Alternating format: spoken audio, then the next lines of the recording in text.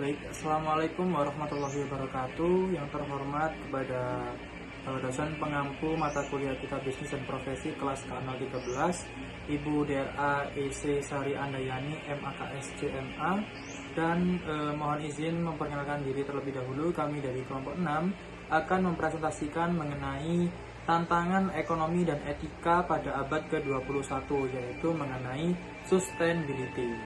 Baik, selanjutnya mohon izin memperkenalkan diri terlebih dahulu. Perkenalkan, nama saya Iqbal Pratama Yoga dengan NPM akhir 066.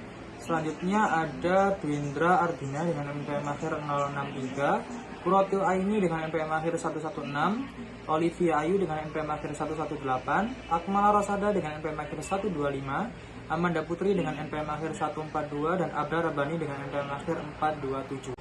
Baik, saya Iqbal Pratama Yoga dengan NPM akhir 066 akan menjelaskan mengenai konsep sustainability. Apa sih sebenarnya konsep sustainability itu? Jadi, sustainability merupakan konsep yang multidimensi dan mencakup 3 pilar utama. Apa saja itu? 3 pilar tersebut juga tercakup pada lingkungan, ekonomi, dan sosial. Dalam penerapannya, sustainability menekankan pengelolaan sumber daya secara tanggung jawab guna memastikan kelestarian dan efisiensi pada jangka panjang. Hal ini meliputi penggunaan sumber daya secara bijaksana, perlindungan terhadap kualitas lingkungan saat ini, serta pemenuhan kebutuhan generasi mendatang tanpa mengorbankan keberlanjutan untuk generasi masa depan, menurut Guerces et al. Pada tahun 2021. Jadi, secara umum konsep sustainability ini menerapkan sistem ramah lingkungan. Jadi ketika suatu perusahaan itu menjalani suatu kegiatan produksi, maka diharapkan dapat menerapkan konsep sustainability tersebut agar dalam prosesnya bisa ramah lingkungan dan dapat menjaga lingkungan dalam jangka panjang di masa depan. Nah, penerapannya sudah disinggung pada slide yang pertama tadi, yaitu pada dampak lingkungan, manfaat ekonomi, dan implikasi sosial, yang dimana pada dampak lingkungan tersebut dapat menjaga lingkungan untuk tetap lestari agar tidak tercemar adanya pencemaran. Setelah itu manfaat ekonomi, yaitu adanya penggunaan sumber daya dan memanfaatkan sumber daya yang ada tanpa menghabiskan suatu dana yang terlalu besar. Yang terakhir adalah implikasi sosial, yaitu antara lingkungan dan ekonomi ini selaras, jadi tidak adanya suatu pencemaran dan penggunaan dana secara berlebihan dan dapat menekan biaya produksi agar dapat ramah lingkungan untuk jangkauan di masa yang akan mendatang. Baik, selanjutnya akan dilanjutkan oleh rekan saya. Terima kasih. Baik, pada slide ini saya akan menjelaskan mengenai etika keberlanjutan atau sustainability. Etika berkelanjutan didasarkan pada hubungan antar sesama manusia, antar generasi, dan dengan alam. Konsep ini menekankan bahwa manusia memiliki tanggung jawab moral untuk tidak hanya memperhatikan kepentingannya sendiri, tapi juga kesejahteraan orang lain, generasi mendatang, dan lingkungan tempat hidupnya. Dengan demikian, setiap tindakan yang dilakukan saat ini perlu mempertimbangkan dampaknya bagi masa depan. Dalam etika berkelanjutan, terdapat beberapa prinsip utama yang menjadi landasan. Prinsip tersebut meliputi penghormatan terhadap martabat setiap manusia, kewajiban untuk melindungi kesejahteraan generasi sekarang maupun generasi yang akan datang, serta upaya untuk meminimalkan kerusakan lingkungan dan menjaga keberlanjutan alam. Prinsip-prinsip ini mendorong manusia untuk menggunakan sumber daya secara bijaksana, sehingga kebutuhan saat ini dapat terpenuhi tanpa mengurangi kemampuan generasi mendatang dalam memenuhi kebutuhannya. Pada slide ini saya akan melanjutkan pembahasan materi sebelumnya. Etika berkelanjutan juga dapat dilihat dari perspektif etika kepedulian. Perspektif ini menekankan bahwa terdapat perbedaan kemampuan antara manusia saat ini, generasi mendatang, dan makhluk non-manusia dalam melindungi kepentingan mereka sendiri. Oleh karena itu, manusia memiliki tanggung jawab untuk menunjukkan kepedulian dan melindungi pihak-pihak yang lebih rentan, termasuk generasi mendatang dan lingkungan hidup. Pendekatan ini menekankan pentingnya empati, tanggung jawab, dan kepedulian terhadap semua pihak yang terdampak oleh keputusan yang diambil saat ini. Nah, namun penerapan etika berkelanjutan tidak selalu mudah karena menghadapi berbagai tantangan. Permasalahan sering muncul ketika terjadi konflik kepentingan antara kebutuhan generasi saat ini dan hak generasi mendatang, atau antara pembangunan ekonomi dan pelestarian lingkungan. Selain itu, terdapat pula tantangan dalam menyeimbangkan kepentingan manusia dengan kepentingan makhluk non-manusia dan ekosistem. Oleh karena itu, etika berkelanjutan memerlukan pertimbangan yang matang dan pengambilan keputusan yang bijaksana agar manfaat yang dihasilkan dapat dirasakan secara adil oleh masyarakat saat ini, generasi mendatang, maupun lingkungan secara keseluruhan. Baik, pada slide pertama saya akan menjelaskan mengenai keberlanjutan, relevansi, atau relevance sustainability. Sebelum itu, perkenalkan nama saya Dwindra Dinatanisha dengan NPM terakhir 063. Keberlanjutan adalah konsep yang menekankan hubungan erat antara manusia, ekonomi, dan lingkungan. Ketiga aspek ini saling memengaruhi dan tidak dapat dipisahkan. Dalam kehidupan sehari-hari, aktivitas ekonomi yang kita lakukan bergantung pada sumber daya alam. Oleh karena itu, pemanfaatan sumber daya harus dilakukan secara bijaksana agar tidak merusak lingkungan. Selain itu, keberlanjutan juga mengajarkan kita untuk bertanggung jawab, tidak hanya terhadap kebutuhan saat ini, tetapi juga terhadap kebutuhan generasi yang akan datang. Dengan menerapkan prinsip keberlanjutan, kita dapat menjaga keseimbangan antara pertumbuhan ekonomi, kesejahteraan masyarakat, dan kelestarian lingkungan.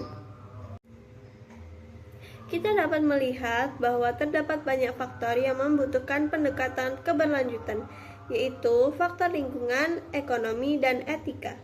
Dari lingkungan, keberlanjutan diperlukan untuk menjaga kelestarian alam dan mengurangi dampak kerusakan lingkungan. Dari sisi ekonomi, keberlanjutan membantu menciptakan pertumbuhan yang dapat bertahan dalam jangka panjang. Sedangkan dari sisi etika, keberlanjutan mengingatkan kita untuk mempertimbangkan dampak keputusan yang diambil terhadap masyarakat dan generasi mendatang. Oleh karena itu, keberlanjutan menjadi pertimbangan penting dalam menghadapi berbagai tantangan tersebut. Dengan menerapkan prinsip keberlanjutan, kita dapat menciptakan masa depan yang lebih seimbang, adil, dan bermanfaat bagi semua pihak. Pada slide ini, saya akan menjelaskan mengenai ekonomi berkelanjutan atau sustainable economy. Ekonomi berkelanjutan adalah suatu sistem ekonomi yang melayani kesejahteraan masyarakat saat ini, generasi mendatang, dan juga alam secara sistematis serta terdefinisi dengan baik. Dengan demikian, ekonomi tersebut mampu bertahan dalam jangka panjang tanpa mengalami gesekan atau krisis yang besar. Dalam ekonomi berkelanjutan, yang diperhatikan bukan hanya kesejahteraan manusia saat ini, tetapi juga kesejahteraan generasi yang akan datang. Selain itu, kondisi lingkungan alam juga menjadi perhatian penting karena keberlangsungan ekonomi sangat bergantung pada kelestarian lingkungan. Ekonomi berkelanjutan juga memberikan stabilitas dan keamanan bagi masyarakat dalam jangka panjang. Hal ini penting karena jumlah penduduk dunia terus meningkat, sehingga diperlukan sistem ekonomi yang mampu memenuhi kebutuhan semua orang tanpa merusak sumber daya yang ada. Sebaliknya, jika ekonomi tidak dijalankan secara berkelanjutan, dapat muncul berbagai masalah seperti kerusakan lingkungan, konflik terkait sumber daya dan energi, serta keterbatasan pembangunan di masa depan. Oleh karena itu, tujuan utama ekonomi berkelanjutan adalah menciptakan kesejahteraan yang dapat dinikmati oleh masyarakat saat ini maupun generasi mendatang, dengan tetap menjaga kelestarian alam sebagai penopang kehidupan dan aktivitas ekonomi. Jadi, ekonomi berkelanjutan tidak hanya berfokus pada pertumbuhan ekonomi, tetapi juga pada kesejahteraan manusia dan pelestarian lingkungan agar kehidupan dapat terus berjalan dengan baik dalam jangka panjang. Selanjutnya yaitu bisnis berkelanjutan atau sustainable business. Bisnis berkelanjutan adalah bisnis yang secara sistematis mempertimbangkan seluruh dampak lingkungan, sosial, global, dan dampak masa depan dari operasi bisnis serta produk-produknya. Dengan mempertimbangkan berbagai dampak tersebut, bisnis dapat meningkatkan daya saing dan mencapai keberhasilan dalam jangka panjang. Dalam ekonomi berkelanjutan, bisnis merupakan salah satu aktor yang sangat penting dan memiliki pengaruh besar. Bisnis memiliki kemampuan dan kekuatan untuk berkontribusi dalam menciptakan masa depan yang lebih berkelanjutan. Selain itu, Keberlanjutan bukan hanya menjadi tanggung jawab bisnis, tetapi juga merupakan kepentingan bisnis itu sendiri. Perusahaan perlu mempertimbangkan tantangan keberlanjutan agar dapat mempertahankan keberlangsungan usahanya di masa depan. Dengan memperhatikan isu-isu keberlanjutan, perusahaan dapat beradaptasi terhadap berbagai keterbatasan dan risiko lingkungan. Perusahaan juga dapat menjadi lebih efisien, menemukan pasar baru, serta merespons perubahan kebutuhan dan preferensi konsumen. Melalui langkah-langkah tersebut, perusahaan dapat menjaga daya saingnya sekaligus memastikan keberlangsungan bisnis dalam jangka panjang. Oleh karena itu, perusahaan akan bertransformasi menjadi bisnis yang berkelanjutan atau sustainable business. Jadi, bisnis berkelanjutan adalah bisnis yang tidak hanya berfokus pada keuntungan, tetapi juga memperhatikan dampak lingkungan, sosial, dan masa depan agar tetap kompetitif dan sukses dalam jangka panjang. Baik, selanjutnya di sini saya akan menjelaskan tentang alasan bisnis harus peduli terhadap sustainability. Di sini yang pertama yaitu alasan etis. Bisnis memiliki tanggung jawab moral untuk menjalankan kegiatan usahanya dengan memperhatikan dampaknya terhadap masyarakat dan lingkungan.